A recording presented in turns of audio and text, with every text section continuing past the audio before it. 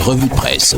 Mesdames et messieurs, bonjour et bienvenue à cette autre édition de la revue de presse sur Hit FM Radio, la 103.0. Commençons par cette information qui fait la une de plusieurs tabloïds de ce jeudi 12 septembre 2024. Eh bien, il s'agit de la stratégie de lutte contre les maladies chroniques non transmissibles au Cameroun. À ce sujet, le quotidien Éco-Santé présente des initiatives du gouvernement camerounais qui visent à booster le dépistage, la prise en charge et le suivi des personnes atteintes de ces maladies graves, en particulier dans les zones rurales. Les détails à la page 3 du numéro du quotidien Éco-Santé. Toujours dans la rubrique santé avec le journal Le Quotidien Mutation qui titre VIH-Sida, attention jeunesse. 2228 nouvelles infections enregistrées en 2023 chez les ados jeunes testés. La prévalence plus élevée chez les filles que chez les garçons. Riposte assurée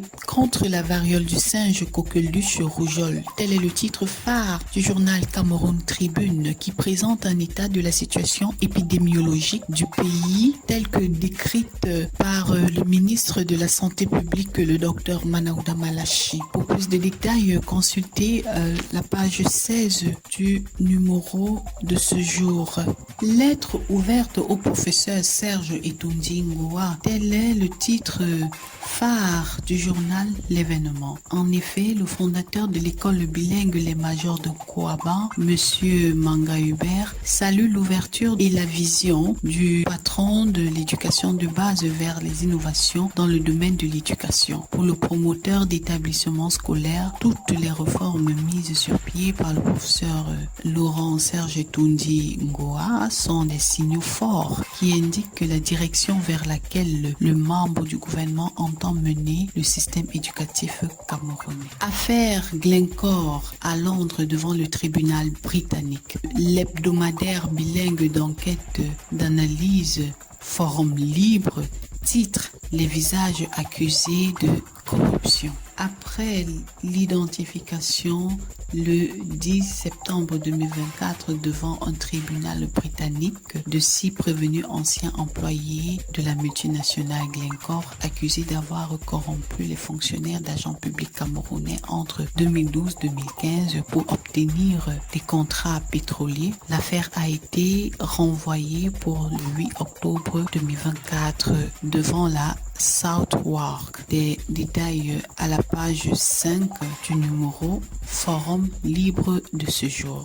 Toujours avec l'affaire Glencore, la justice britannique protège les noms des Camerounais corrompus. Tel est le titre présenté par le journal Le Défi Actuel. Alors que la Société nationale des hydrocarbures et le ministère camerounais des Finances multiplient les démarches pour obtenir réparation et révéler l'identité des fonctionnaires camerounais impliqués dans cette affaire de corruption orchestrée par le groupe pétrolier Glencore, le Royaume-Uni invoque une clause d'anonymat pour refuser de transmettre les noms des responsables camerounais impliqués. Des détails à la page 3 du journal Le Défi Actuel.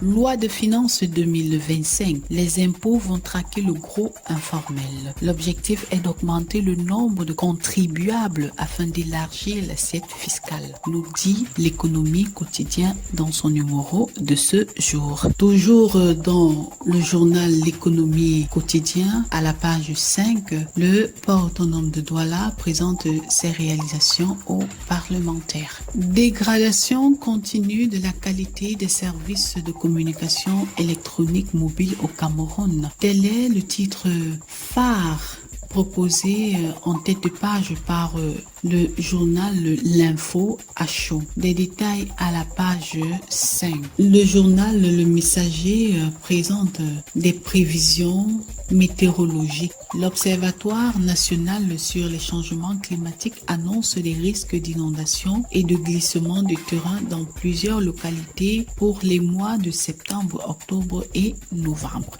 Des détails à la page 3 du numéro de ce jour. Des inondations encore, cette fois-ci dans le Mayo-Danaï. 15 morts et 200 000 sinistrés Telle est l'information relayée par le journal Le Jour. Des détails à la page 2. Voilà, mesdames et messieurs, pour ce qui est de cette revue de presse sur Hit FM Radio, nous vous disons merci de nous avoir suivis et nous nous retrouverons demain à la même heure et avec le même plaisir. C'était la revue de presse.